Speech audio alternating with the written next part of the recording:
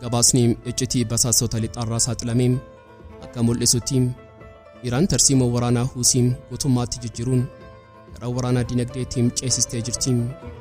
Ergaan ishee ammoo isin Israa'elii fi Ameerikaan meeshaan nu caaluu dandeessuun garuu nuti dinagdee keessan galaana keessatti huunee ajjeesnaa. Iraan har'aam olaantummaa ishee mirkaneessuun Huusiin hidhattoota qofa osoo hin taane harka ishee dheeraam kan galaana addunyaa cufuuf humna qaban taasistee jirti. Bal'ina isaam qabannee jirra. Gama kaaniin Garbiin Diyaam dambalii waraanaa iccitii kan ija addunyaa jalaa dhokatee deemuun raafamaa oolteetti. Halkan dukkana keessaa humna addaa Ameerikaa doonii daldalaa guddaa tokko kan Chaayinaarraa ka'ee gara Iraan deemuun galaana gidduutti marsanii to'annoo jalaa oolchanii jiru.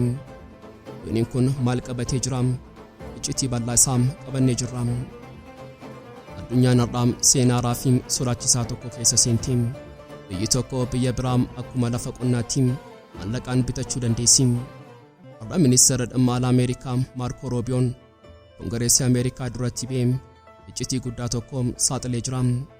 Nuti Giriinlaandiin weeraruuf miti kan deemnu bitachuufidha. Maaliif Tiraamp lafa qorraa fi cabbii kana jaallate? Iccitii isaa fi sochii kolonii Ameerikaa bal'inaan qabannee jirra. Magaalaan Kaarakaas erga pireezidaantiin ishee Maaduroon humnaan butamee fudhatamee booda ajaja ulfaataa Waashingtan irraa dhufeen fudhamtee jirti.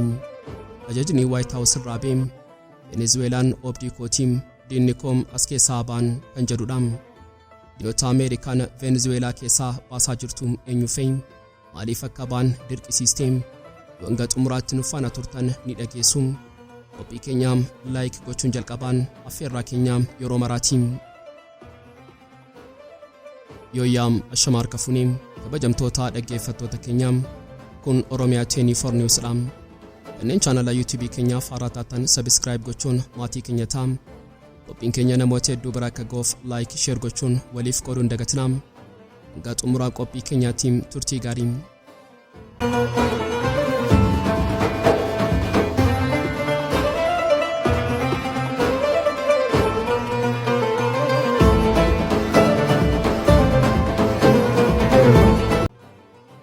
Qilleensi galaana diimaa inni daldala addunyaa qabatee jiru bishaan iccitii baatotee jira.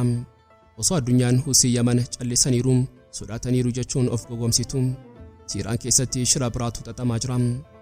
Calliinsi Huusii kun calliinsa nagaa miti. Calliinsa leenca adamsuuti. Gabaasni iccitii basaasota lixaarraa saaxilamee akka mul'isutti Iraan tarsiimoo waraanaa Huusii guutummaatti jijjiiruun gara waraana dinagdeetti ceesistee jirti. Ergaan ishee ifadha. Isin Israa'elii fi Ameerikaa meeshaan nu caaluu dandeessuun garuu nuti dinagdee keessan galaana keessatti huunee ajjeesnaa. Kanaan dura Huusiin misaa'ila guddaa dhukaasee Allahu Akbar jedhee lallaba ture. Har'a garuu eegduun warraaqsa Iraan Huusii bira deemuun gorsa haaraa kennanii jiru. Dhagaa waraana lallabaa dhiisaa doonii tokko qofaam gubuu mannaa dooniiwwan dhibbaan lakkaa'aman akka sodaatanii galaana kana gadi lakkisan gochuu qabdu. Kun sodaa uumuu jedhama. Kanaaf Huusiin amma misaa'ila qofa osoo hin taane meeshaa sammuu fayyadamuu eegalee jira.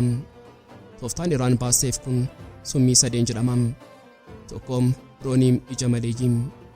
Huusiin diroonii fageenya dheeraa samii galaana diimaarraa balaliisa. Dirooniin kun doonii rukutuu garuu dooniiwwan daldalaarraa marsa. Suuraa ni kaasa ni sodaachisa. Kapiteeniin doonii tokko diroonii kana yeroo argu amma rukutamaa jedhee dhiphata. Kaffaltiin wabii dooniiwwanii samii tuqaam dinagdee Awurooppaa fi Israa'eliif kasaaraa guddaadha. Lammaffaan ammoo boombii galaanaati. Kun isa sodaachisaadha. Iraan teekinooloojii Smart Mine Huusiif kennitee jirti. Boombiin kun bishaan jala taa'ee doonii Israa'el qofa adda baasee rukutuuf dandeettii qaba.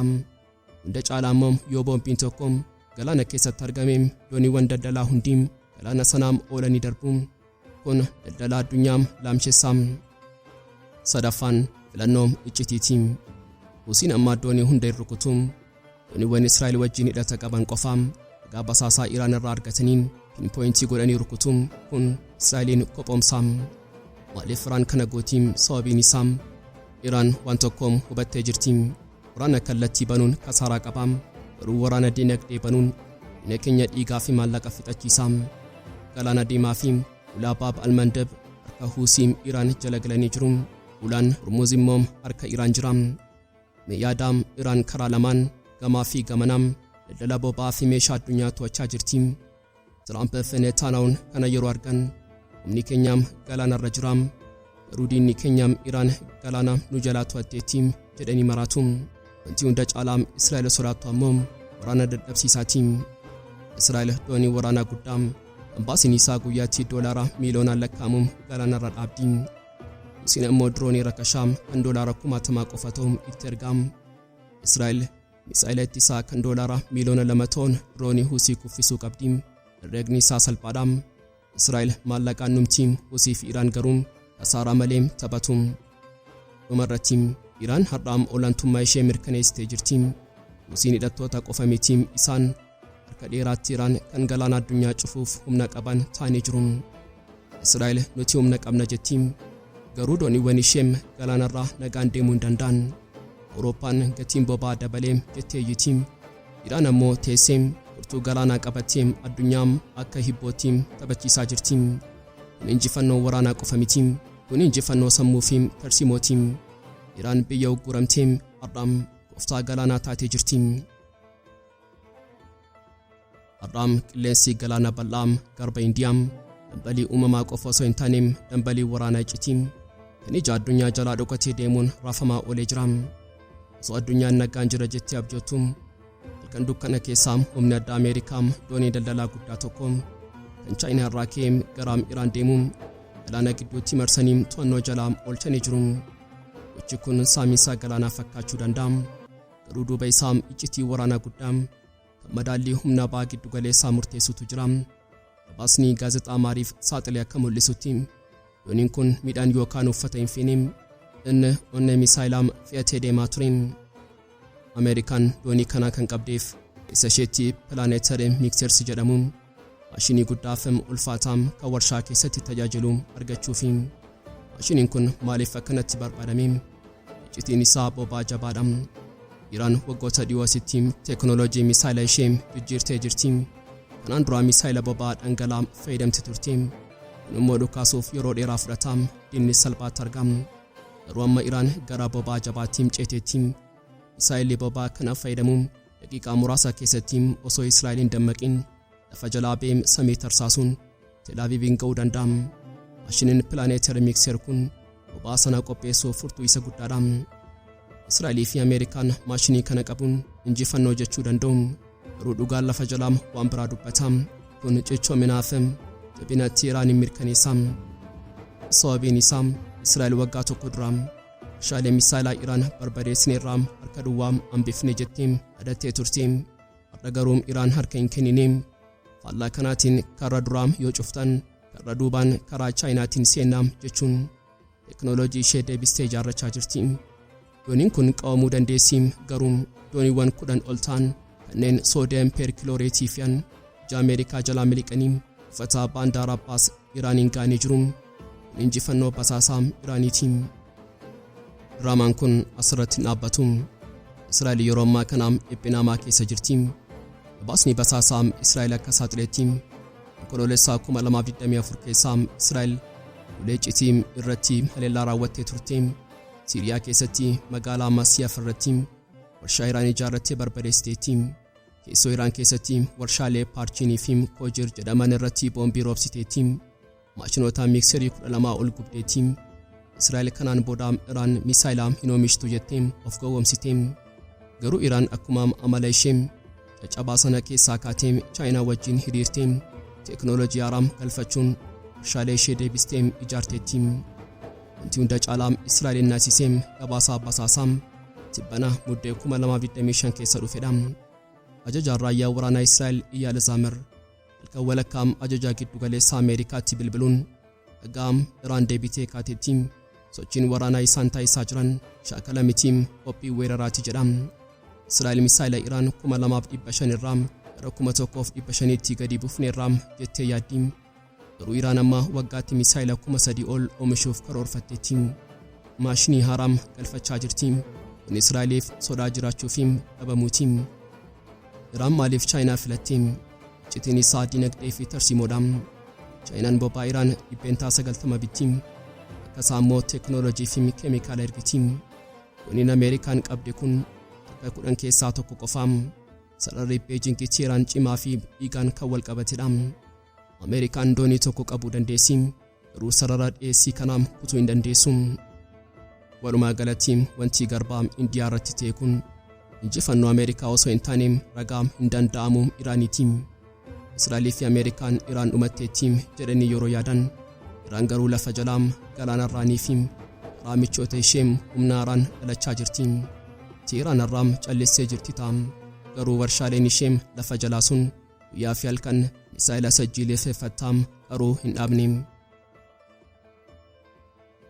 Addunyaan irraam seenaaraa fi sodaachisaa tokko keessaa seentee jirti.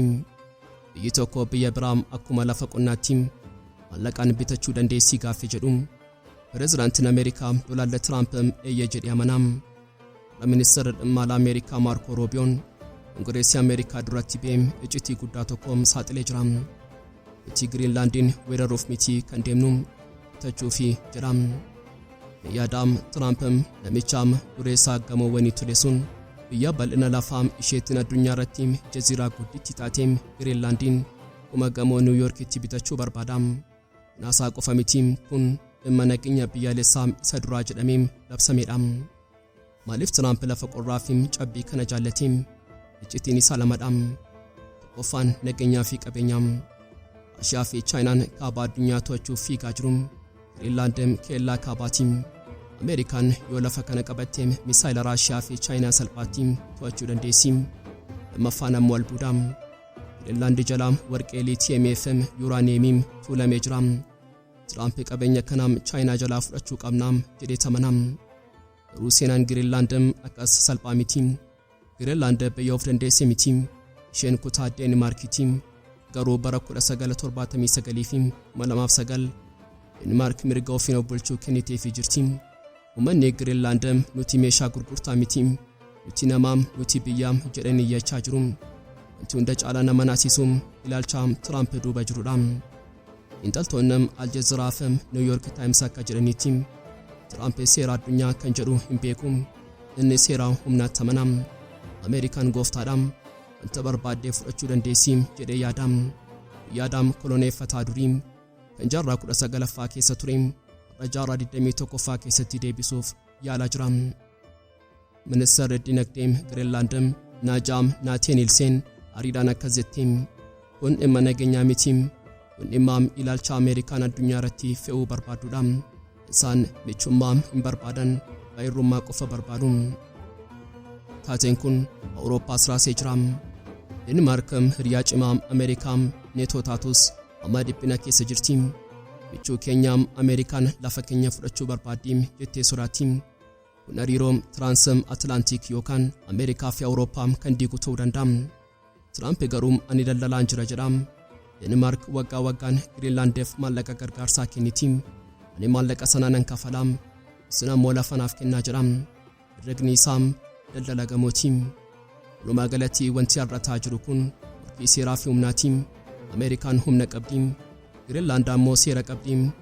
Giriinlaandim biyyi xiqqoon uummata 56,000 qofa qabdu. Pireezidaantii Ameerikaa dura dhaabbachuu dandeessi moo kuma Venezuelaa Tiraamp humna waraanaaf fayyadama? Dubbiimtuun Tiraamp Kaaroliin Leevet waraanni yeroo hundaam filannoodha jetteetti. Lafa qorraa sanarratti ibiddi siyaasaa bobaa jira. Addunyaan hafuura kutattee Giriinlaand kutaa Ameerikaa 56ffaa taatii laataa jechuun eegaa jirti. Umurarrattis magaalaan Kaaraakaas ergaa pireezidaantii ishee Maaduroon humnaan butamee fudhatamee booda qilleensa haaraa fi ajaja ulfaataa Waashingitin irraa dhufeen hudhamtee jirti. Tiraamp namicha Maaduroo kuffise sun amma qulqullina manaam eegalee jira. Ajajni Waayit Haawus irraa ba'eem ifadha. Venezuelaan obdii kootiim diinonni koos keessaa haabaan. Gootaaf Venezuelaan holqa diinota Ameerikaa turti. Basaasonni Chaayinaa, Raashiyaa, Iraanii fi Kuubaa akkuma barbaadan keessa burraaqu turan. Isaan lafa sanatti fayyadamanii Ameerikaa hordofu arsala qorichaa gurguruu fi sirna Maaduroo tiksu turan. Har'a garuu Tiraamp madaa kana gogsuuf murteessee jira. Gabaasni Axiosii fi Niwuyoork Taayims saaxilan akka mul'isutti ministeerri dhimma alaa Ameerikaa Maarko Roobiyoon pireezidaantii yeroo Venezuelaa Delcy Rodriguez wajjin walga'ii iccitii taa'ee jira. Roobiyoon kan deemeef ajaja kennuuf ture. Dhaga'ii Delcy aangoo irra turuu yoo barbaade haalduree tokko qabna. Basaasotaa fi ogeeyyii waraanaa biyyoota arfan kanaa Chaayinaa, Raashiyaa, Iraanii fi Kuubaa amma tattamaan biyya kee keessaarii dippiloomaatonni nyaataan garuu basaasonni fi loltoonni doonii yaabbatanii ba'uu qabu. Hidhee waraana marsaa lammaffaa sirratti bannam. Kun ergaa jiraachuu fi dhabamuuti. Delcy Rodriguez dubartii yeroo ammaa biyyattii bulchaa jirtu filannoo biraa hin qabdu. Dooniiwwan waraana Ameerikaa qarqara galaana irra taa'anii ishee eegaa jiru. Yoo isheen diddeem isheenis akkuma maadroo xiyyaara yaabbachuu dandeessi. Garuu dhimmi kun basaasota ari'uu qofa miti. As keessaa shira boba'aa guddaatu jira. Trump Venezuelaan qabeenya uummataatiin garuu to'annoo keenya jalaa galuu qaba jedha. Venezuelaan waggootaaf boba'aa ishee biyyaalessa gootee turte. Garuu Trump humna waraanaa fayyadamee boba'aa sana deebisee harka kaampaanota Ameerikaa galchaa jira. Kun saamiinsa ammayyawaati. Tantuun pireezidaantiituun filannoo lama qofa qabdi. Amma tokkoon uummata isheetiin nuti birmadummaa qabna. Maduroo butanii deemanis nuti jilbeeffannu jechuu qabdi. Gama biraatti ammoo Roobiyoo duratti gadi jetti. Tolee gooftaa basaasota nan ari'aa bobaas nan ergaa jechaa jirti. Isheen madaallee eeguuf dhamaati. Aangoo ishee tikfachuuf jecha Ameerikaa gammachiisuu qabdi. Garuu manneen akka isheen ganneef immoo goota of fakkeessuu qabdi. Walumaa galatti wanti har'a Venezuelaa keessatti ta'aa jiru eebuu seenaa Monroe Doctrineeti. Ameerikaan Laatin Ameerikaa keessatti Raashiyaan, Chaayinaan, Iraanii fi Kuubaan bakka hin qaban mana kootii jechaa jirti. Basaasonni biyyoota kanaa yeroo xiyyaara yaabbatanii ba'an mallattoo kufaatii ba'aa fi injifannoo lixaataa. Venezuelaan isheen waggootaaf warraaqsaa lallabaa turte. Rasuuta suutaan kolonii Ameerikaa ta'uuf qarqararra geesseetti. Trump maaduroo qabuu qofa osoo hin taane biyyattii guutuu dhuunfachaa jira. Egaan kabajamtoota dhaggeeffattoota Oromiyaa 24 News qophii guyyaadhaaf qabannee dhiyaannee asumarratti goolama. Kanneen chaanala YouTube keenyaa faara taatan subscribe gochuun maatii keenya ta'aa. Qophiin keenya namoota hedduu bira akka ga'uuf like, share gochuun waliif qooduun dagatinaa hanga xumuraatti waan nu faana turtaniif galatoomaa.